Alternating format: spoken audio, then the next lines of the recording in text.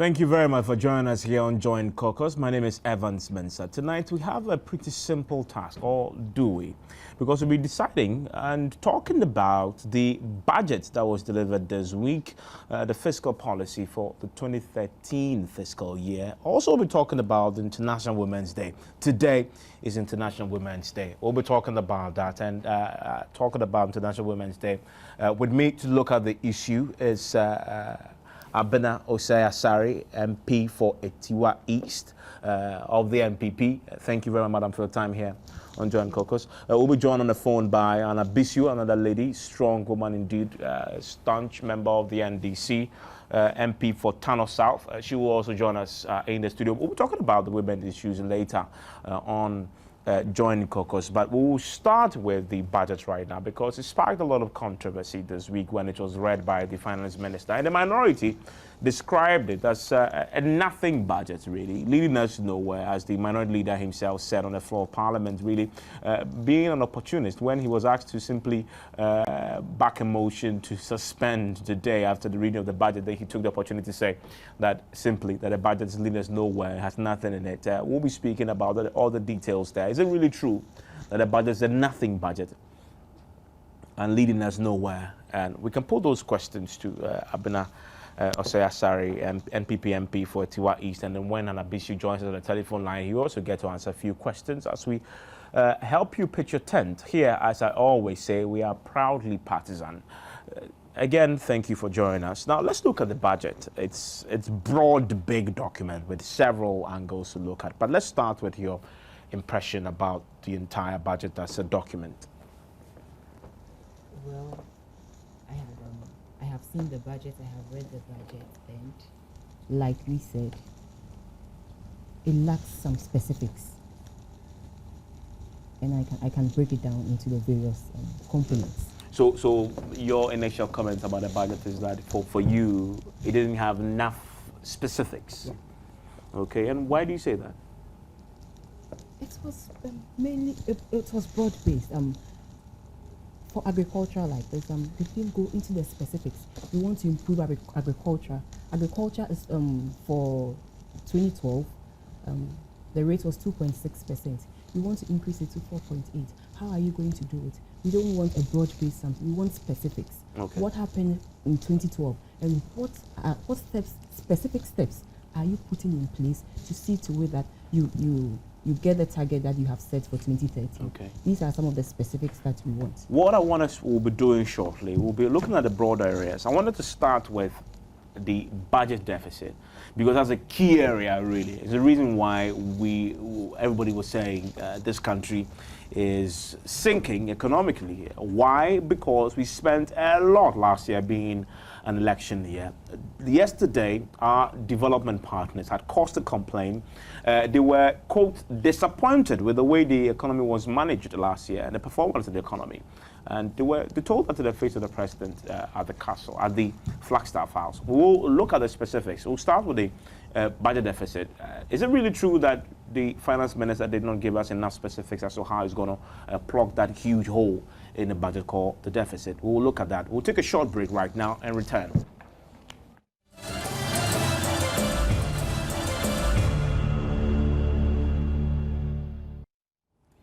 Thank you for staying with us. You're still here on Join Caucus. My name is Evans Mensah. With me in the studio to look at the issue of the budget is Abena Osei-Asare, MPP MP for Etiwa East, respecting on the phone line shortly, Hannah Bisu, NDC MP for Tano South. I was talking before we went for that break about that huge budget deficit, 12% of GDP, we were told before that was read.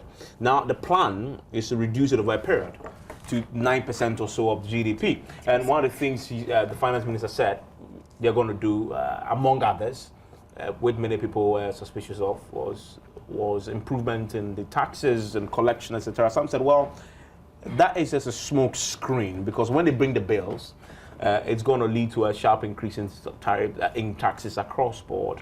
Were you convinced that the measures that were outlined to deal with the budget deficit?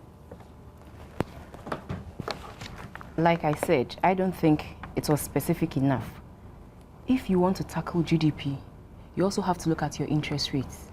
Interest rates are very high. the government is competing with private businesses that's borrowing money through the treasury bill markets, and is at 22%. How do you expect the private person to borrow at, say, an average of 27% and then still be able to make some income or still be able to make some profit? So I believe the government should give us specifics on how it is going to decrease the interest rates. Once you decrease the interest rates, it will go a long way to help solve the budget deficit problem, which will in turn, improve the GDP. So I was looking into that area to see if they will give us specifics on how to decrease the interest rates, because it's really affecting businesses. People are being laid off because it's so expensive to go out and take loans. And then the repayment is also something else for these businesses. So they've had to lay a lot of workers off.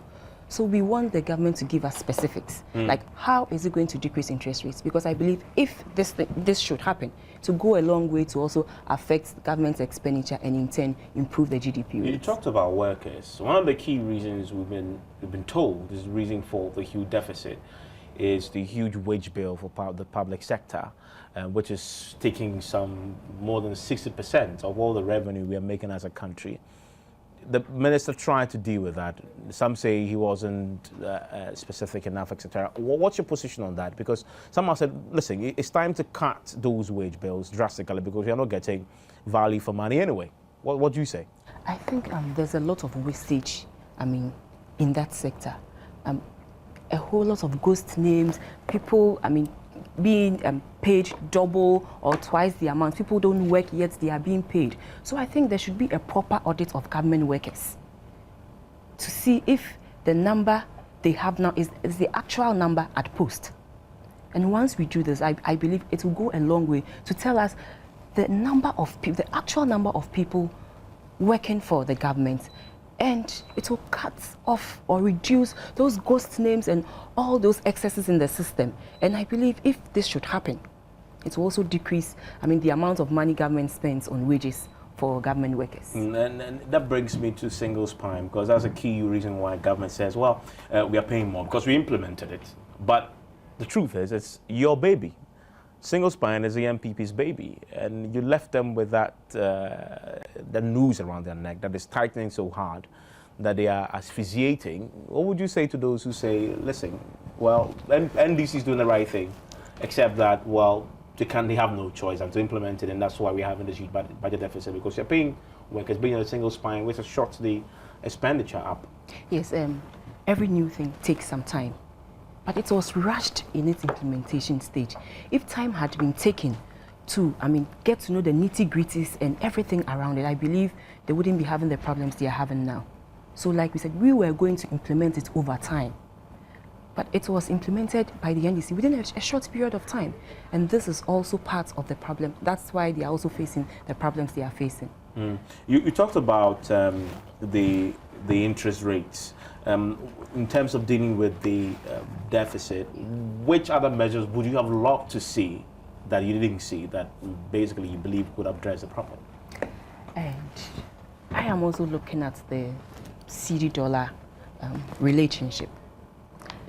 Last year, Bank of Ghana intervened on the markets when the CD was going off. When the CD-dollar depreciation was going off, the CD was depreciating so fast. So Bank of Ghana intervened. Bank of Ghana now wants to control foreign currency on the market, even with the banks. Banks are not allowed to now sell foreign currency, cash foreign currency to its clients. And this is also, I believe, is also part of the problem. Because now we have left that part to the, now if you want cash dollars or cash any of the currencies, euro, pound, dollar, you can't go to the bank. You have to go to the black market. And this is also part of the problem. And so Bank of Ghana says we are trying to solve the CD-dollar situation. But I think, and the government is also saying the same thing, but I think it should be done properly. You should allow the market forces to determine these things for us. And I believe that if market forces determine these things for us, the rate at which people quotes their goods will go a long way. It's sort of allow the market to dictate. Once the market dictates, it's in the open. So we didn't have those high rates. These days, some people change quotes dollars for you, like the CD equivalent. When you calculate it, it's even above 2.0. Meanwhile, before that, the CD never got to 1.98 when banks were allowed to sell foreign currency to customers and to clients, cash foreign currency to customers and to clients. So I believe we should also look into these areas, because I really didn't see anything, any policy on how they are going to tackle the CD dollar depreciation issue. What they have done now, I think it's more of artificial than the real thing happening on the market. Because if you go to the market now, the CD dollar rate is not what you see on Bank of Ghana website.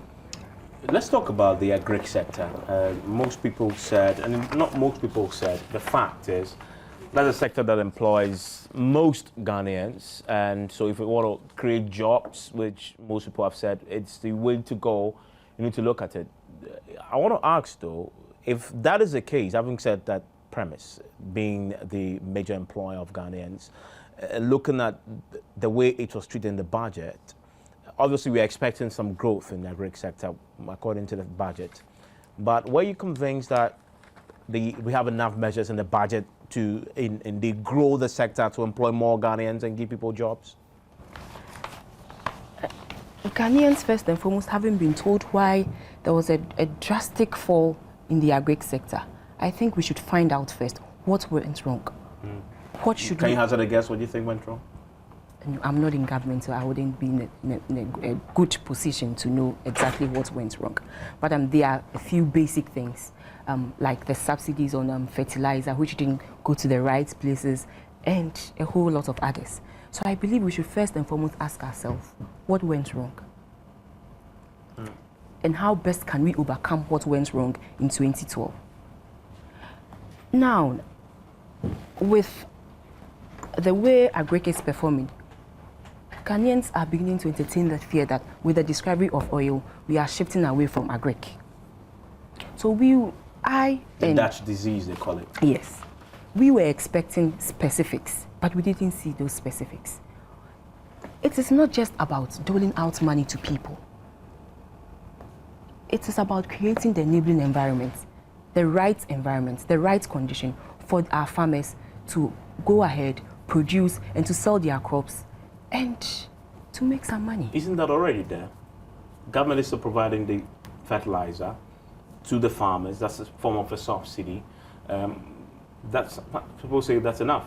That should be enough for the farmers themselves to now pull themselves out of the situation. Like I said, these fertilizers are not going to the right places. Where are they going? We hear of fertilizers, Ghanaian subsidized fertilizers being sold in Burkina Faso, being sold in Cote d'Ivoire. But that problem was there even under MPP. Yes, but now we are seeing the effects, because I think it has now become intense. So we are now seeing the effects. So I believe that it should go to the right places. And this mass spraying that used to happen 4 years ago, well, back in my constituency, it is almost absent. So these are some of the specific policies we want to see. And we want to see government being hard on those who smuggle these subsidized fertilizers outside. So at least it will get to the right people and for the right thing to be done. And I believe this will go a long way to also improve. The government says they're expecting something in the region more than 1% growth in the agri sector following previous, negative growth. That certainly is impressive. The fact that now, if you're in the agri sector, you can expect some growth, which means that more people will be employed, and this economic doom might be over. That's a good thing, isn't it? The fact that we're going to see some growth in the sector. It's an expectation, but anything can happen. What are the specifics? What is government doing? The exact thing that government is doing to see to it that the agri sector increases by the percentage they have quoted. That is what we want to see. We want to see the exact thing that is being done or is going to be done to see to it. You're skeptical that it will meet that growth target? For now, the way the economy is, the way we're facing problems with our water, power, and so many other things, I can't tell if this will actually be met. You mentioned water and power, and I want to come to that. I want to come to power because it's a key area that most people were looking forward to. The finance minister, like the president before him in the State of the Nation address, told us what they're going to do, the investment in the sector over a period of time. We are talking about some 5,000 megawatts by 2016 or so, and he laid it out for us. Some say they're dealing with the problem, and the buoy is going to come. The gas is going to start flowing soon, mid-April, June, mid-year. Things will be resolved. The budget dealt with it adequately, didn't it? Well, I can't say yes to that. Why? Because I believe with every problem, especially with this power problem, for now there should be an immediate solution. In the short term, there should be an immediate solution to this situation because it's increasing the cost of production for most businesses. Isn't it also possible that there's no short-term solution to it? The only solution is long-term. The only solution is long-term. The budget is for a year. So, I mean, how are you going to realize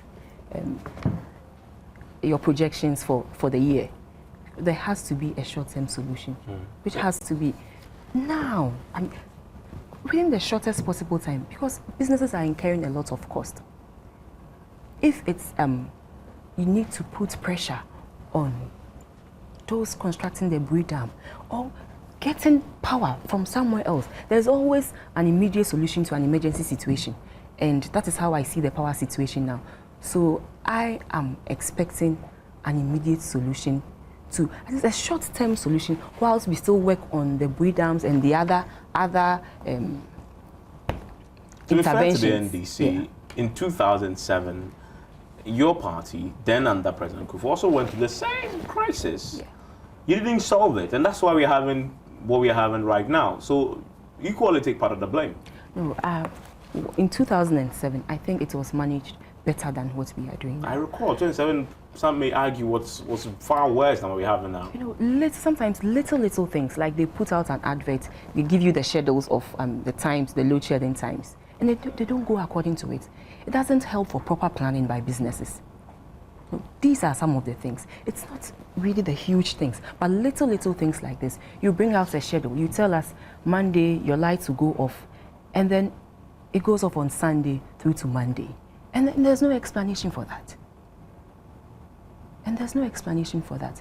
And this does not augur well for businesses because they also have to plan. So these are some of the things. These are some of the interventions I want the government to take. If it is today that the lights are going off, they should be specific about it and run with the schedule that they spend the taxpayers' money to advertise in the newspapers. And I think it will also help. We are told that they will resolve this by June. You trust that? Let's wait and see. Any hopes? Because you're in Parliament. Yeah. You know more than I can ever know because they come to you with all these proposals. Yesterday, indeed, you were in Parliament. VRA and Co. met the Select Committee on Energy and Mines. You believe that by June, looking at the challenges facing this sector and the suggestions, proposals in the budget and whatever they've said they're going to do, they will be able to achieve that deadline? Well, I'm not on that committee, so I'm not privy to the information that was given to them. But like I said, let's wait and see. Let's talk about the other key utility sector, which is the water sector that the budget again talked about.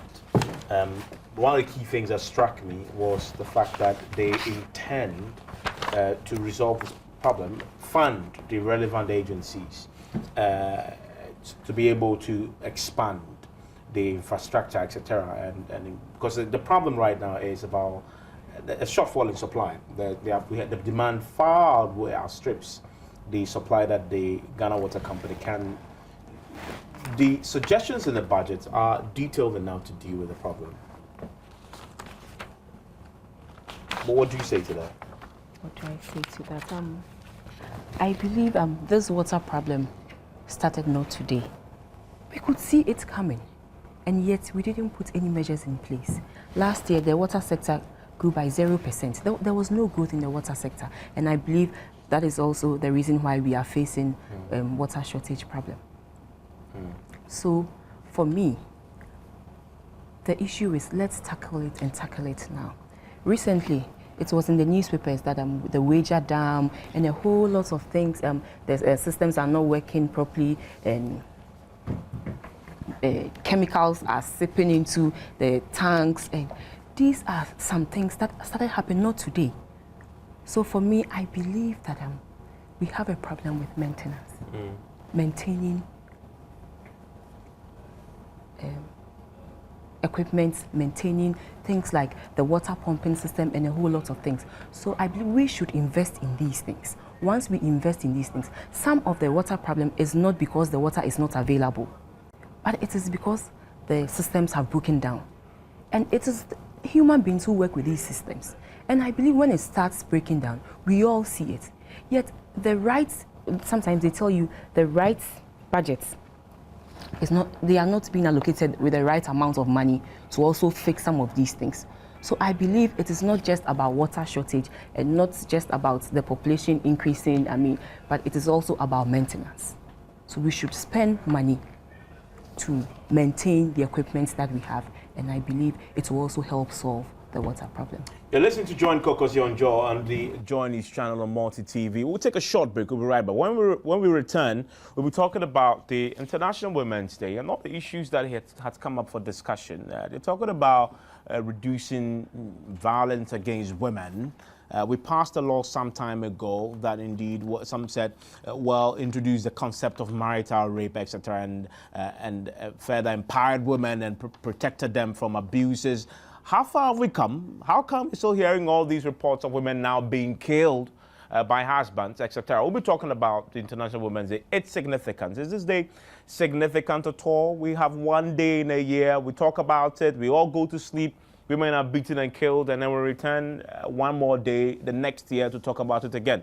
What is happening? What can we do fundamentally to change the way women's issues are handled by the politicians and by yourself and myself as well? We'll deal with that when we return, and then we'll be joined also by Madam Hannah Bishu on the telephone line on this particular subject. Stay with us.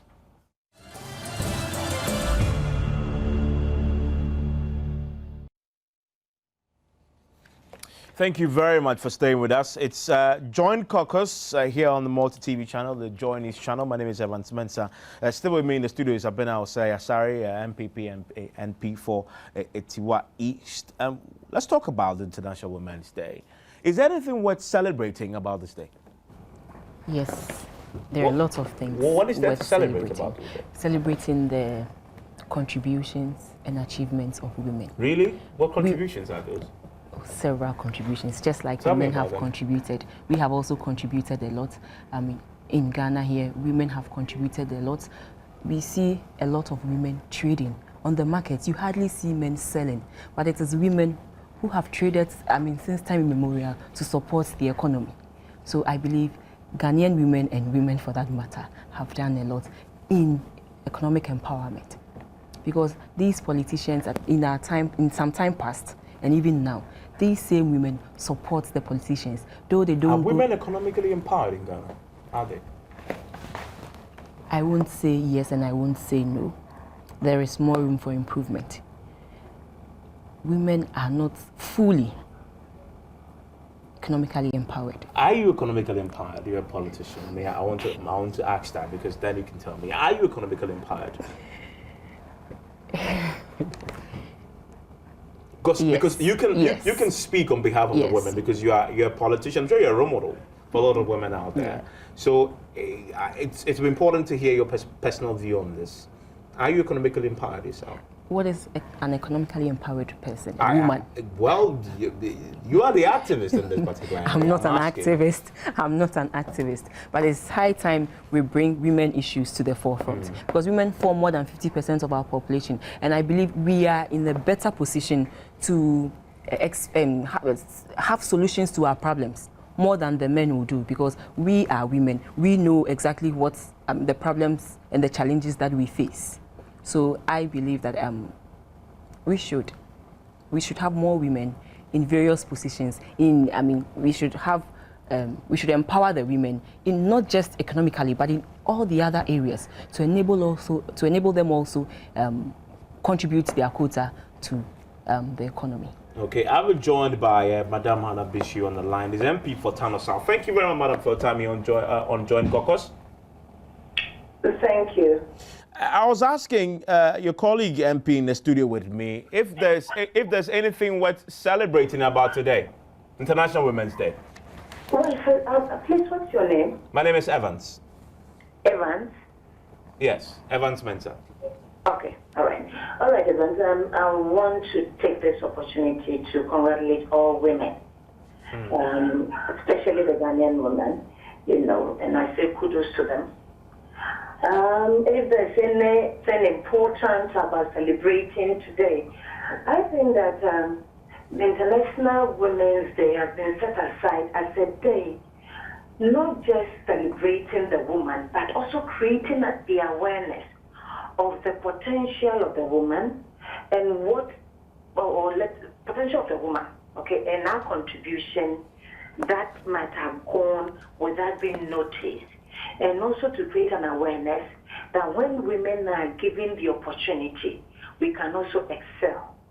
And so this day is about celebrating and it's about awareness creation. So I think that there's a lot of relevance to it. It also, allows us as people to also take stock of how far we've come, where we were, where we are, and where we intend to go. I asked that question because some have suggested that we've marked this day for decades, and yet the problems that face the ordinary woman have not really changed. And so shouldn't we be looking at a more effective way of dealing with the problem than setting aside one day, a token day in a year, to talk about the issue, and then we go to bed after today?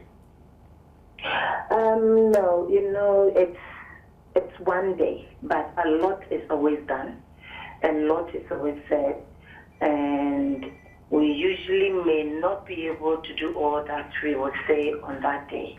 But there are certain things that are usually taken up. Yes, the life, I wouldn't say ordinary woman. When you talk about an ordinary woman, I don't know who is an ordinary woman. I think that all women are extraordinary in her own way. If a woman works in an office, if she works in the office of a kitchen, I'm talking of a housewife, I think she works overtime and she's an extraordinary woman. If she sells by the roadside, she's an extraordinary woman.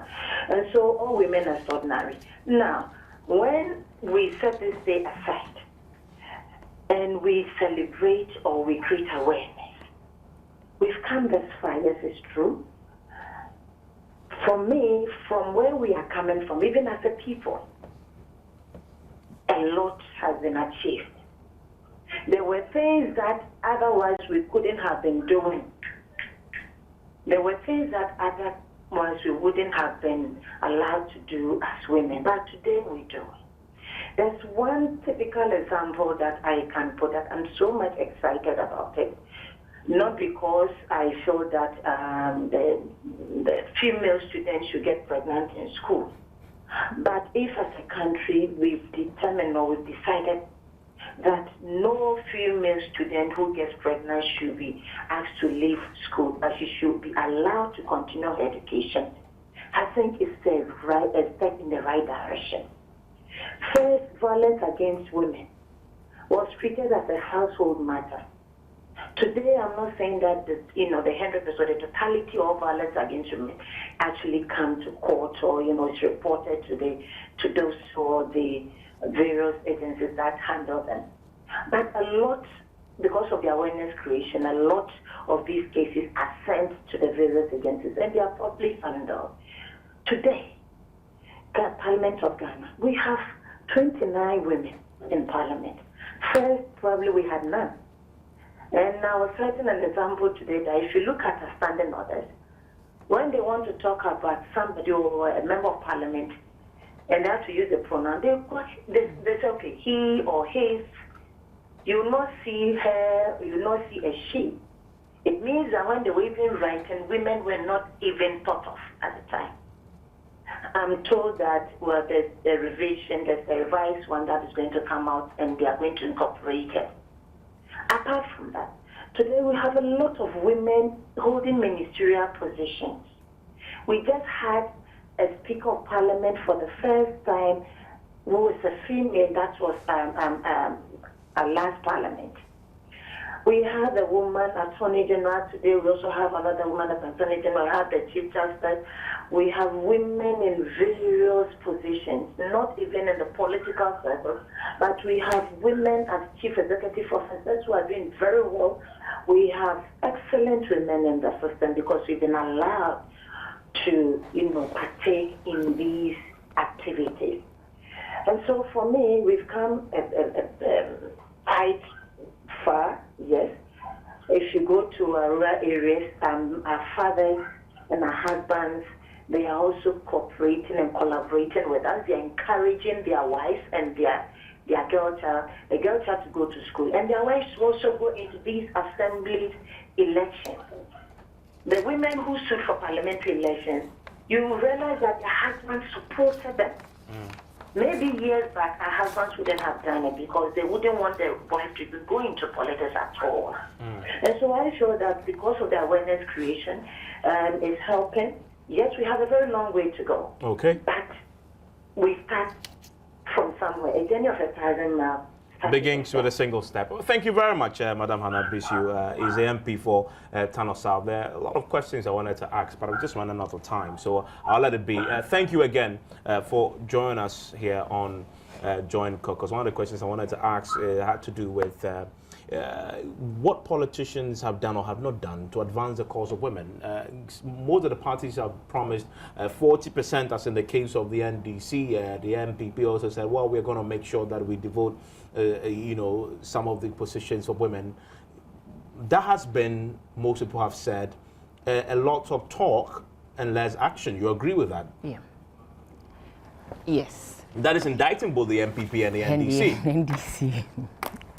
Yes, but I believe that things are going to change. In a long while, we never had a woman foreign minister. We now have a woman foreign minister. It's not just about giving the women positions, but we also want the positions, not just positions that we say, oh, these are female positions, deputy ministerial positions are female positions. We also want to be given the positions like the Minister of Defense, Minister of Finance. And so these are some of the things that we shouldn't just be happy that women are being given positions, but every position is relevant anyway. But I mean, giving a woman Minister of Finance, it's a big thing, and it speaks volumes of what any government is doing to encourage more women in its Listen, government. Nigeria has a finance minister who is a woman, Madam Yes. Okonjo. She's fantastic, Yes. so I'll make the point for that as well. But I don't know about the defense Defense. minister. But thank you very much for joining us here on Join Caucus. There's Abena Osei Asari, MP for Etiwa East, and represented the MPP there. Also on the phone right now, she joined us. Hannah Bisu is the NDC MP for Tano South. That's it for Join Caucus. My name is Evans Mensah.